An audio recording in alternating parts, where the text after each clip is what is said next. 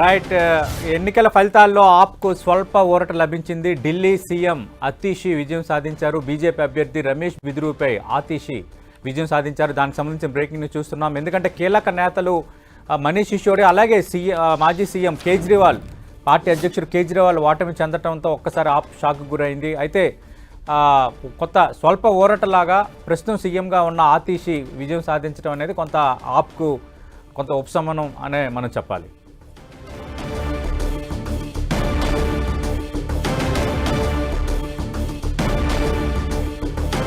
Right. Delhi ఫలితాల్లో Bharatiya Janata party 47 స్థానాలు, అలాగే ఆమ్ ఆద్మీ పార్టీ 23 స్థానాల్లో లీడ్కి సంబంధించిన బ్రేకింగ్ చూస్తున్నాం. అలాగే కేజ్రీవాల్ ఓటమితో ఆప్ షాక్ గురైంది. కీలక నేత మనీష్ సిసోడియా కూడా ఓటమి చెందారు. అయితే కొంత స్వల్ప ఊరట లభించారు. ప్రస్తుతం సీఎంగా ఉన్న ఆతీషి రమేష్ బిదూరిపై విజయం సాధించారు. దానికి సంబంధించిన బ్రేకింగ్ న్యూస్ మనం చూస్తున్నాం.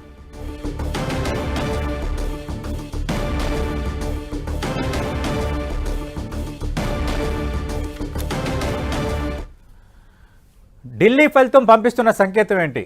దేశ రాజకీయాల్లో ఎలాంటి మార్పులకు ఇది నాంది పలకబోతోంది? ఇదే అంశంపై మనం మాట్లాడబోతున్నాం. ప్రస్తుతం 10 టీవీ స్టూడియోలో ఉన్నారు ప్రముఖ విశ్లేషకులు తెలకపల్లి రవి గారు. అలాగే తిరుపతి నుంచి లైవ్లో ఉన్నారు టీటీడీ బోర్డు సభ్యుడు, బీజేపీ అధికార ప్రతినిధిగా ఉన్న భానుప్రకాష్ రెడ్డి గారు. మరి కాసేపట్లో కాంగ్రెస్ సీనియర్ నేత తులసిరెడ్డి డిబేట్లో జాయిన్ కాబోతున్నారు. రైట్. తెలకపల్లి రవి గారు, కేజ్రీవాల్ కూడా ఓటమి చెందారు. ఖచ్చితంగా ఆయన ముందు నుంచి కొంత వెనకంజలో ఉండటం, కొంత ముందు రావటం, ఫైనల్గా అయితే ఓటమి ఖరారైపోయింది. మనీష్ సిసోడియా ఎంత వార్తల్లో ఉన్నారో మనం చూసాం. కీలక నేత, ఆయన ఓటమి చెందారు. కొంత స్వల్ప ఊరట అన్నట్టుగా ప్రస్తుతం సీఎం ఉన్న ఆతీషి విజయం సాధించారు. ఎలా అర్థం చేసుకోవాలి ఢిల్లీ ఫలితాలు? ఖచ్చితంగా మనము ఒక 3 రోజుల కిందట ఎగ్జిట్ పోల్స్ చర్చించినప్పుడే ఈ దిశలో ఉంటుందనే అభిప్రాయం బలంగా ఉంది. ఒకటండి, ఎప్పుడైతే రాజకీయ పార్టీలు తాము బయలుదేరినప్పుడు చేసినటువంటి వాగ్దానాలు లేదా ఆ పద్ధతులు, విలువలు ముఖ్యంగా వాటి నుంచి వైదొలుగుతాయో ప్రజలు తిరస్కరిస్తారంటే కేజ్రీవాల్ ఓటమి ఒక నిదర్శనం. 3 సార్లు గెలిచిన ఒక పార్టీ 4వసారికి ఓడిపోతే పెద్ద ఏమో ప్రజాస్వామ్యంలో గెలుపు ఓటములు సహజమే. కానీ దాని తీవ్రత, దాన్ని ఇప్పుడు మీరు అన్నట్టు కేజ్రీవాల్ స్వయంగా ఓడిపోవటం, మనీష్ సిసోడియా కూడా ఓడిపోవటం, దీని వెనక ఒక లిక్కర్ స్కామ్ లాంటి ఉదంతాలు, ఇవన్నీ తప్పకుండా ఆప్కో పెద్ద గుణపాఠంగా ఉంటాయనడంలో ఏం సందేహం లేదు.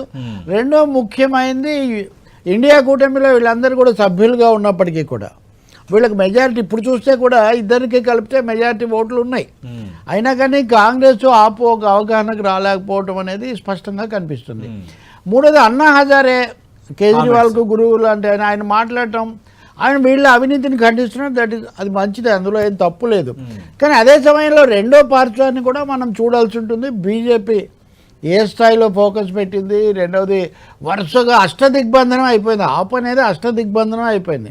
వాళ్ళ తప్పొప్పులకు తోడు ఒక విధాన నిర్దేశం లేకుండా పోయింది. ఇన్ని కారణాల వల్ల ఆ పార్టీ ఓడిపోయింది. అనూహ్యమైంది కాదు, చాలా వరకు ఊహించదగిందే. మీరు గమనిస్తే లోక్సభ ఎన్నికల్లో గత 2 సార్లు కూడా లోక్సభ ఎన్నికల్లో గెలుస్తున్నారు. అసెంబ్లీలో మటుకు మళ్ళీ పోతూ ఉంది. ఈసారి దేశమంతా బీజేపీ మెజారిటీ కోల్పోయినప్పటికీ సొంతంగా ఢిల్లీలో మటుకు అన్ని స్థానాలు తెచ్చుకోగలిగారు. అంటే మిగిలిన చోట్ల కొంత వచ్చినటువంటి విముఖత ఢిల్లీలో రాలేదు. దానికి కారణం ఏంటంటే ఆప్కు బీజేపీకి మధ్య జరిగినటువంటి దాంట్లో తప్పకుండా బీజేపీ ఆధిక్యత సంపాదించింది. సర్వశక్తులు అక్కడ పెట్టారు. మోదీ వ్యక్తిగతమైన ప్రచార స్థాయిలో సాగించారు. అందువల్ల ఆప్ ఈ విషయంలో ఓడిపోయింది. కేజ్రీవాల్ను క్రేజీవాల్ని కూడా ఒక దశలో అనేవాళ్ళు. ఆయన కూడా ఎన్ని విన్యాసాలు చేశారు, లేకపోతే ఇంకా తను దాదాపు సీన్ నుంచి బయటకు వెళ్ళిపోయాడు. ఆయన అంత సీన్ లేదంటారే. ఆయన ఒక జాతీయ నాయకుడు లాగా ఎంతసేపటికి గెలవటం. ఇప్పుడు ఉదాహరణకు లిక్కర్ స్కామ్ ఉందనుకోండి, అది కోర్టులో రుజువు కావాలి. కానీ లిక్కర్ స్కామ్కి ఒక ముఖ్యమైన కారణం పంజాబ్ ఎన్నికల్లో పెట్టుబడులు పెట్టాలి, ఎలా అయినా అక్కడ గెలవాలి అనేది ఆ పార్టీని ప్రధానంగా ప్రభావితం చేసిందంటారు. సో ఇలాంటి కారణాలన్నిటి వల్ల ప్రజలు తిరస్కరించారు. కాకపోతే ఇప్పటికి కూడా 40% ఓట్లు వచ్చాయంటే ప్రజలు ఒక రెండో శక్తిగా దాన్ని చూస్తున్నారనడం కూడా స్పష్టమవుతుంది మనకు. కాంగ్రెస్ ఇప్పుడు మీరు ఇందాక కేటీఆర్ ట్వీట్ పెట్టారు చాలా ఆసక్తికరంగా. కాశ్మీర్లో ఒమర్ అబ్దుల్లా మొదటి ట్వీట్ పెట్టారు ముఖ్యమంత్రి. రెండోది బీఆర్ఎస్ పెట్టారు. ఒమర్ అబ్దుల్లా పెట్టిన దాంట్లో మీరు ఇలాగే కొట్లాడుకుంటూ ఉండండి, ఓడిపోతూ ఉండండి అని ఒక విధంగా హెచ్చరిక. అది కాశ్మీర్లో కూడా అలాగే జరిగింది. కాంగ్రెస్కి ఒకటో రెండో వచ్చాయి సీట్లు. అవును. ఏది వీళ్ళు గెలిచినప్పటికీ కూడా కాంగ్రెస్ ఏం ప్రభావం చూపలేదు. కేటీఆర్ దాన్ని నేను ఇందాక అడుగుతున్నా, ఓకే రాహుల్ గాంధీకి ధన్యవాదాలు అభినందనలు చెప్పారు ఎగతాళిగా, బాగానే ఉంది. మీరు ఎంజాయ్ చేస్తున్నారా ఈ విజయాన్ని? Okay. Are you enjoying the victory? ఎప్పుడు కంగ్రాచులేషన్స్ ఎప్పుడు చెప్తాం అంతే కదా. సో ఈ సర్కాస్టిజంలో ఉద్దేశం ఆప్ ఓడిపోవటం అన్నదాన్ని బీఆర్ఎస్ ఎంజాయ్ చేస్తూ ఉందా అనే ఒక ప్రశ్న కూడా ఉత్పన్నమవుతుంది. చాలా భిన్నమైన సంకేతాలు ఇవి. హర్యానా అయినా, మహారాష్ట్ర అయినా, న్యూఢిల్లీ అయినా, ఈ మూడు స్వయంకృత అపరాధాలు. కాంగ్రెస్ ప్లస్ ఇండియా కూటమి భాగస్వాముల స్వయంకృత అపరాధాలు అనేది స్పష్టంగా అర్థమవుతుంది. అంటే తెలపలరావు గారు, భారతీయ జనతా పార్టీకి బౌన్స్ బ్యాక్ అనుకోవచ్చా? ఎందుకంటే లోక్సభ ఫలితాల్లో ఎదురైన ప్రతికూల ఫలితం, ఆ తర్వాత గెలవరనుకున్న హర్యానాను నిలబెట్టుకోవటం, మహారాష్ట్రలో విజయం సాధించడం, ఇప్పుడు 27 ఏళ్ల తర్వాత ఢిల్లీని చేజిక్కించుకోవటం. మీరు అన్నమాట నిజమే. మెజారిటీ కోల్పోయి కొంత మిత్రపక్షాల మీద ఆధారపడాల్సిన పరిస్థితి నుంచి తన అన్ని రాష్ట్రాలు, అంతకుముందు కాస్త గడ్డుగా ఉన్న రాష్ట్రాలు కూడా గెలుచుకుంటూ పోవటం అన్నది భారతీయ జనతా పార్టీకి ఊపిచ్చేదే. కొంతమంది అన్నారు కదా broom versus boom, boom of lotus అని. బ్రూమ్ వర్సెస్ బూమ్లో లోటస్ బూమ్ అనేది ఇక్కడ నెగ్గినటువంటి మాట నిజమే. ఇది తప్పకుండా ఆ పార్టీకి ఇది ఇస్తుంది. రెండోది రేపు ఉత్తరప్రదేశ్, బీహార్ తక్షణమే వచ్చే బీహార్ ఉత్తరప్రదేశ్ ఎన్నికల్లో కూడా దీన్ని వాళ్ళు ప్రయోగిస్తారు తప్పకుండా. మీరు ఇంకోటి కూడా గుర్తించాలి, నరేంద్ర మోదీ గారు సరిగ్గా పోలింగ్ రోజు మీకు అక్కడ ప్రయాగలో త్రివేణి సంగమంలో స్నానం చేయటం లాంటి వాటి ద్వారా వాళ్ళు అన్ని అస్త్రాలు వాళ్ళు ప్రయోగించారు, అందులో సందేహం ఏం లేదు. ఓకే, ఏదైతే ఫలితం లెక్కలోకి వస్తుంది కాబట్టి తప్పకుండా ఆప్కు, కాంగ్రెస్కి ఇది పెద్ద గుణపాఠం. ఇలాగే వీళ్ళు ఉంటే మిగిలిన చోట్ల కూడా బీజేపీ ఈజీగా వచ్చేస్తుంది అన్నది. ఇంకా బీఆర్ఎస్ ఏం చేస్తుంది అనేది ట్వీట్ పెట్టిన తర్వాత వాళ్ళ ఫీట్ ఎలా ఉంటుందో మనం ట్వీట్ అయితే చూసాము. స్వీట్ ఏంటో మనం చూడాలి. స్వీట్ తింటారా తినరా అని. రైట్. ప్రస్తుతం డిబేట్లో జాయిన్ అవుతున్నారు కాంగ్రెస్ సీనియర్ నేత మాజీ ఎంపీ తులసిరెడ్డి గారు. తులసిరెడ్డి గారు, ఈ ఫలితాలతో ఆపు కాంగ్రెస్ గుణపాఠం నేర్చుకోవాలి అన్న ప్రశ్నకు సమాధానం ఏంటి? అలాగే ఇండియా కూటమిలో లోకలు already Omar Abdullah Jammu Kashmir CM respond అయ్యారు. ఈసారి ఎన్నికల్లో ఆమ్ ఆద్మీతో ఇండియా కూటమి కొన్ని పార్టీలు మద్దతు తెలిపిన నేపథ్యం. ఇప్పుడు ప్రతిసారి పొత్తులు పనిచేస్తాయని చెప్పలేము. ఇప్పుడు 2+2 4 అనేది సంఖ్యాశాస్త్రంలో కరెక్టే. రాజకీయ శాస్త్రంలో 4 కావచ్చు, 6 కావచ్చు, 1 కూడా కావచ్చు. ఒకసారి మనము అది పొత్తు పెట్టుకుంటూనే వస్తామనేది కూడా కరెక్ట్ కాదని నా అభిప్రాయం. ఎందుకంటే 2024లో లోక్సభ ఎన్నికల్లో పొత్తు పెట్టుకున్నారు కదా మరి ఆపు కాంగ్రెస్, మరి 7 బీజేపీ కొట్టింది కదా. కాబట్టి అది ఒక సరే, ఇప్పుడు మనము రిజల్ట్ బట్టి అనుకోవచ్చు. కానీ ట్రాన్స్ఫర్ వచ్చేసి ఓటు యాజ్ ఇట్ ఈజ్ గా ఇప్పుడు కాంగ్రెస్ ఆపు కలిస్తే ఆప్ ఓటు అంతా కాంగ్రెస్ కు, కాంగ్రెస్ ఓటు అంతా ఆప్ కు ట్రాన్స్ఫర్ అయితే చెప్పలేము.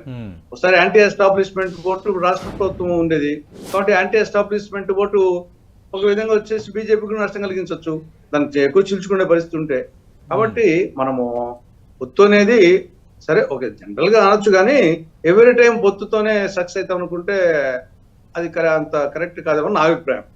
ఇక్కడ ఓవరాల్ గా వచ్చేసి అంటే పొత్తు లేకుండా మరి మీరు సాధించింది ఏంటి? హర్యానాలోని కానీ ఇక్కడ కానీ ఆమ్ ఆద్మీతో పొత్తు లేకుండా సాధించింది ఏంటి? మీరు ఒంటరిగా పోటీ చేయడం వల్ల సాధించింది ఏంటి తులసిరెడ్డి గారు? హలో హలో తులసిరెడ్డి గారు, వినిపిస్తుందా సార్? ఇప్పుడు వినిపిస్తుంది. తులసిరెడ్డి గారు, అదే ఇప్పుడు అన్నిసార్లు పొత్తు కాదు అంటున్నారు కదా, మరి హర్యానాలోనూ ఇండివిజువల్గా పోటీ చేశారు, రాదనుకున్న భారతీయ జనతా పార్టీ అక్కడ అవకాశం దక్కించుకుంది. ఇక్కడ కూడా మేము ఇండివిజువల్గానే పోటీ చేస్తాము, కేవలం ఇండియా కూటమి అనేది లోక్సభ ఎన్నికల వరకు అన్నారు. మరి ఇక్కడ ఒంటరిగా పోటీ చేయడం వల్ల మీరు సాధించింది ఏంటి? ఇప్పుడు ఈ మహారాష్ట్రలో పొత్తు పెట్టుకొని వచ్చిన అధికారం వచ్చిందా? మహారాష్ట్రలో పొత్తు ఉన్నది కదా. కాబట్టి ఏ ఎన్నిక అంతే తప్పనిచ్చేసి ఓకే మహారాష్ట్ర మరి పొత్తు ఉంది కదా, రావాలి కదా మరి ఆ ప్రకారం అయితే పొత్తు పెట్టుకుంటే ఏదైనా కానీ అది ఆమ్ ఆద్మీ కావచ్చు. రైట్. తులసిరెడ్డి గారు ఒక్క నిమిషం సార్, ఒక్క నిమిషం. केजरीवाल पे गिलचना परवेश सिंह मातनाडुतुन्नारु. सरकार बनेगी वो प्रधानमंत्री जी के साथ में चलकर काम कर पाएगी. मत करो यार. हमें उनका 10 साल से साथ नहीं मिल पा रहा था, दिल्ली में कोई काम नहीं हो हो पा रहा था।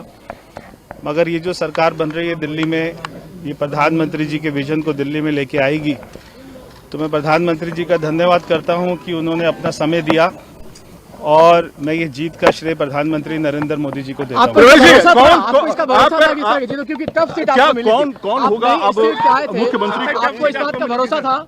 मैं दिल्ली की जनता का बहुत बहुत एक बार फिर से धन्यवाद करता हूं और ये जीत, ये प्रधानमंत्री नरेंद्र मोदी जी की जीत है, ये सभी दिल्ली वासियों की जीत है।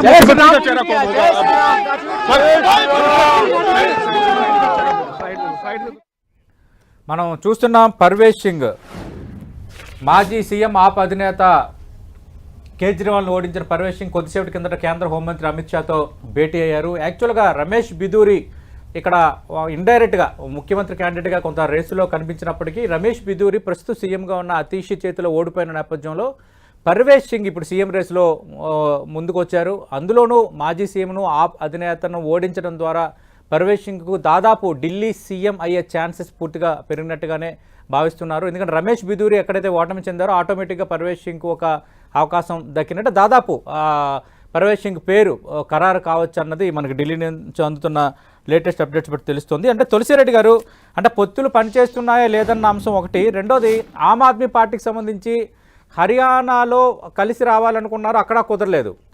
ఇక్కడ కూడా ఆల్రెడీ కూటమిలో ఉన్నప్పటికీ ఫర్ ఎగ్జాంపుల్కి మీరు వాళ్ళు కలిస్తే కొంత గట్టి పోటీ ఇచ్చేవారు భారతీయ జనతా పార్టీ కన్నా అంచనాలు ఉన్నాయి. మూడోది మీరు ఒంటరిగా పోటీ చేయడం ద్వారా ఎక్కడ ఏం సాధిస్తున్నారన్న ఒక ప్రశ్న కూడా ఇప్పుడు తలెత్తుతోంది ఆఫ్టర్ లోక్సభ ఎలక్షన్స్. ఇప్పుడు 27 ఏళ్ల పాటు బీజేపీ అధికారం లేదు కదా, అవును, ఏం వాళ్ళు ఫైట్ చేయలేదా వచ్చేసి? అంటే ఇంకా ఇప్పుడు వాజ్పేయి ప్రధానమంత్రిగా ఉన్నాడు, నరేంద్ర మోడీ ప్రధానమంత్రిగా ఉండి ఢిల్లీలోనే ఉండి అంతకుముందు కూడా అధికారంలో ఉండి మరి 27 ఏళ్ల ముందు వచ్చేసి 27 ఏళ్ల ముందు వాళ్ళు బీజేపీ అధికారం లేదు కదా, అంటే ఆడికి ఏం కింద పడేలేదు కదా. ఓకే, అంటే ఆడికి వచ్చే బీజేపీ రాదనుకోవాలన్నా వచ్చేసింది కదా. కాబట్టి రాజకీయాల్లో నిరంతర పోరాటము, ఒకసారి 5 ఏళ్ళకి రావచ్చు, 10 ఏళ్ళకి రావచ్చు, వాళ్ళకి 27 ఏళ్ళకి వచ్చింది. దేశవ్యాప్తంగా ప్రధాన శత్రువు అయిన భారతీయ జనతా పార్టీ మళ్ళీ బలోపేతం అవడానికి ఈ చర్యలు ప్రధాన శత్రువు అనేది ఏముంది? ఢిల్లీలో వచ్చేసి 10 ఏళ్ల పాటు అధికారం ఉండే పార్టీని ఆ రోజు అవినీతి ఆరోపణలతో తీసేలా. కేంద్రంలో బీజేపీ ప్రధాన పరిస్థితి, రాష్ట్రంలో కూడా అధికారం రావాలని ఉంటుంది. కాబట్టి ఏ ఎన్నిక సెపరేట్ తప్పని చేసి పార్లమెంట్ ఎన్నికలకు అసెంబ్లీ ఎన్నికల్లో పొత్తు అంత ఈజీ కాదు. ఎందుకంటే ఢిల్లీలోనే 10 ఏళ్ల పాటు కాంగ్రెస్ అధికారం ఉన్నది, ఇల్లు 12 ఏళ్ల పాటు ఉన్నారు. నేచురల్ గా వచ్చేసి మేము అధికారం ఉన్నాం, మాకే కేజ్రీవాల్ కూడా వచ్చేసి ఆయన జైలు నుండి బయటకు వచ్చినప్పుడు మేము సొంతంగా కంటెస్ట్ చేస్తామని చెప్పేసి ఆయన చెప్పడం జరిగింది. కాబట్టి పొత్తు కావాలంటే రెండు వైపుల నుండి రావాలి కదా, ఒక వైపు నుండే కాదు కదా, కాంగ్రెస్ వైపు నుండే కాదు, ఆ వైపు నుండి కూడా కావాలి కదా. కాబట్టి ఆ అసెంబ్లీ ఎన్నికలకు వచ్చి కొంత పొత్తులు అంత ఈజీగా ఉండదు, కొంచెం టైట్ గానే ఉంటుంది. పార్లమెంట్ ఎన్నికలకి అంత సులభంగా కాదు అక్కడ. కాబట్టి మనము ఇప్పుడు కాంగ్రెస్ వచ్చేతము మొత్తం కంటెస్ట్ పొత్తు ఉంటే టోటల్ గా ఆమ్ ఆద్మీ పార్టీకి కన్వర్ట్ అవుతుందని కూడా మనం చెప్పలేము అట్లా. అంటే తెలకపల్లిరావు గారు, ఇప్పుడు తులసిరెడ్డి గారు చెప్తున్న అంశాలతో పాటు హర్యానా, తర్వాత ఉత్తరాఖండ్, గోవా, గుజరాత్, ఢిల్లీ, పంజాబ్, అంటే దాదాపు 6-7 రాష్ట్రాల్లో కాంగ్రెస్ పార్టీకి కొంత సవాల్ విసురుతోంది. కాంగ్రెస్ పార్టీ ఓట్ బ్యాంక్ని మెల్లగా గ్రాప్ చేసుకుంటుందన్న అంశాలు కూడా కాంగ్రెస్ పార్టీ ఈ వైఖరి తీసుకోవడానికి కారణం అని అంటున్నారు. ఆ యాంగిల్ చూడాలా? రెండోది ఇండియా కూటమిలో భాగంగా కాంగ్రెస్ అన్నీ నేనే అన్న ఒక ధోరణి ప్రదర్శిస్తుందన్న భావంలో ఈరోజు ఒమర్ అబ్దుల్లా చేసిన వ్యాఖ్యల నేపథ్యంలో రెండో కోణం అది చూడాలా? సతీష్, ఇప్పుడు మనము ఒక ఫలితం ఒక నేపథ్యంలో చర్చిస్తున్నాము.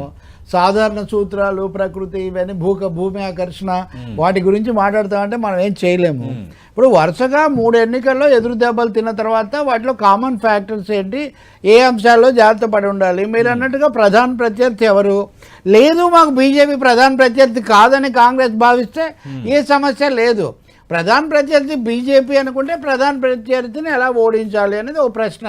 జాతీయ స్థాయిలో వాళ్ళు ప్రధాన ప్రత్యర్థులు, రాష్ట్రంలో లేకపోతే కేరళలో సిపిఎం, ఇంకో చోట సమాజ్వాదీ పార్టీ, ఏదైతే ప్రాంతీయ పార్టీలు ఉన్నాయి అవే మాకు ప్రత్యర్థులు అని కాంగ్రెస్ భావిస్తే. రెండో విషయం, కాంగ్రెస్ ఏ స్థితిలో ఉంది, ఏ బలంలో ఉంది? కాంగ్రెస్ ఇప్పుడు ప్రతిపక్ష హోదా ఉంది అంటే అది కూటమి వల్ల లేదా పొత్తుల వల్ల వచ్చిన కలిసి రాకుండా వాళ్ళు ఒంటరిగా వచ్చిందా? లేదు, నరేంద్ర మోదీ మెజారిటీ కోల్పోయి కూడా ఈ దేశాన్ని పాలిస్తున్నారు అంటే పొత్తులు లేకుండా వచ్చారు. అందుకని కాంగ్రెస్ అయినా బీజేపీ అయినా పెద్ద పార్టీలు అయితే అయిండొచ్చు, కానీ అనేక మందిని కలుపుకోవడం వల్ల ఈ మాత్రం అవి మనుగడలో ఉన్నాయి. ఢిల్లీ ఎన్నికల్లో మొన్న కలిసి ఉన్న వాళ్ళు ఇప్పుడు కూడా కలిసి ఉంటే బాగుండేదని సాధారణమైన అభిప్రాయం. హర్యానాలో కూడా చివరి వరకు ఎన్నికల్లో పొత్తులు చర్చలు జరిపి చివరిలో వదులుకోవడం వల్ల నష్టపోయామనేది కాంగ్రెస్ వాళ్ళు భావిస్తున్నది. మహారాష్ట్రలో పొత్తు పెట్టుకుంటే గెలిచామా అంటే మహారాష్ట్రలో కాంగ్రెస్ శక్తిని మించి చివరి వరకు సాగుతీసి పొత్తులు సాఫీగా కలవకపోవడం, ఈ మాట అందరూ అన్నమాట ఇది. కాబట్టి వీటిని పరిశీలించుకోవటమా లేదా ఆ పార్టీ ఇష్టమే, కానీ దాని మీద బలవంతం లేదు. అది ఒక ముఖ్యమైనటువంటి ఒక అంశం. కేజ్రీవాల్ ఆయన పద్ధతులు కొంచెం ఒక హిపోక్రసీ లాగా మారిందేమో అనుకోవటం. మూడోది ఆయన అరెస్ట్ చేయడము, లిక్కర్ స్కామ్ జరిగిందా ఎట్లా జరిగింది కోర్టులో రుజువు కావాలి. కానీ ఆ విషయంలో కేంద్రం అనుసరించిన పద్ధతులు ఒకరి తర్వాత ఒకరిని జైళ్ళలో పెట్టడము, అలాగే ఢిల్లీ అనేదాన్ని అసలు మున్సిపాలిటీ కంటే హీనంగా చేయటము, ఈ కేంద్రీకృత పెత్తనం అన్న దాన్ని తప్పకుండా నేను అనుకుంటాను ప్రధాన ప్రతిపక్షంగా కాంగ్రెస్ పార్టీ కూడా ఆమోదిస్తుందని నేను అనుకోను. కాబట్టి రేపు అక్కడైతే కావచ్చు, ఇప్పుడు సిద్ధరామయ్య మీద కేసు పెట్టారు, ఆయన కోర్టుకు వెళ్ళలేదా? కాబట్టి తాము ఉన్న చోట చేస్తే ఒక తీరు అట్లా కుదరదు కదా. దేశంలో లౌకిక తత్వము, సమాఖ్యతత్వము, ప్రజాస్వామిక విలువలు వీటి కోసం ఒక 2 శిబిరాలు ఉన్నాయి. ఒక శిబిరం ఇప్పుడు ఓడిపోయింది, బీజేపీ గెలిచింది. ఓకే, మీరు అన్నట్టు అతిశి గెలవడం కొంచెం కంటి తుడుపు అని అనుకోవచ్చు, కానీ ఆమె కూడా మీరు గమనిస్తే మా లక్ష్యం కేజ్రీవాల్ను ముఖ్యమంత్రిని చేయడం. ఇదే మాట అన్నందుకు కదా తమిళనాడులో పన్నీర్ సెల్వం లాంటి వాళ్ళని మనం అపహాస్యం చేసాం. మీరు ఇంత బానిస ప్రవృత్తి రాజకీయాలు ఎలా కుదురుతుందని.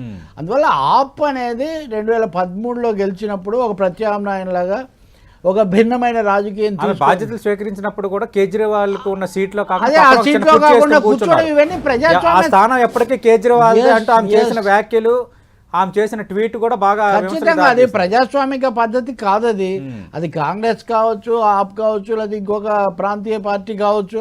అందువల్ల ప్రజాస్వామిక లౌకిక పద్ధతుల్లో వెళ్ళడానికి ఏం చేయాలనేది చూడాలి. ఓకే, ఢిల్లీలో బీజేపీ 27 ఏళ్ళు గెలవకపోవడం పెద్ద విషయం నిజానికి. ఎందుకంటే వాళ్లకు రాష్ట్రం కాకముందు వాళ్ళ కంచుకోట, ఢిల్లీ అనేది బీజేపీ కంచుకోట అని. అక్కడ యూపీఏ ఉన్నప్పుడు కాంగ్రెస్ 3 సార్లు వచ్చింది, ఆప్ వచ్చింది, ఇప్పుడు వాళ్ళు కూడా వచ్చారు. ప్రజాస్వామ్యంలో అదేం పెద్ద అసాధారణమైన విషయం కాదు, కానీ దానికి అనుసరించిన పద్ధతులు మటుకు తప్పకుండా అభ్యంతరకరమైనవి ఉన్నాయి. వీళ్ళు కనుక కలిసి ఉంటే ఓట్ల పూలింగ్ జరిగితే వేరుగా ఉండదు, అది జరగలేదు. దాని నుంచి పాట నేర్చుకోమని ఒమర్ అబ్దుల్లా లాంటి వాళ్ళు చెప్తున్నారు. మీ మిత్రపక్షాలుగా ఉన్నవాళ్ళు నేర్చుకున్నారో లేదా రేపు యూపీ బీహార్లలో మనకు ఉదాహరణగా యూపీలో మొన్న 10 చోట్ల ఉప ఎన్నికలు జరిగితే కాంగ్రెస్ చాలా వరకు సమాజ్వాదీ పార్టీని బలపరిచింది, ఎవరో ఒక ప్రధాన ప్రత్యర్థిగా ఉండాలని. కాబట్టి మనం రాబోయే రోజుల్లో చూడాల్సి ఉంటుంది. దీని పైకి లేదు అని చెప్పినప్పటికీ కూడా, లేదు మన మిత్రులు ఏమన్నప్పటికీ కూడా కాంగ్రెస్ అధిష్టానం కానీ దేశవ్యాప్తంగా పార్టీ కానీ అలా ఉండే అవకాశం లేదు. ఢిల్లీ ఓటమి కుదుపులాగా తగులుతుంది, అందులో ఇంకా సందేహం ఏం లేదు.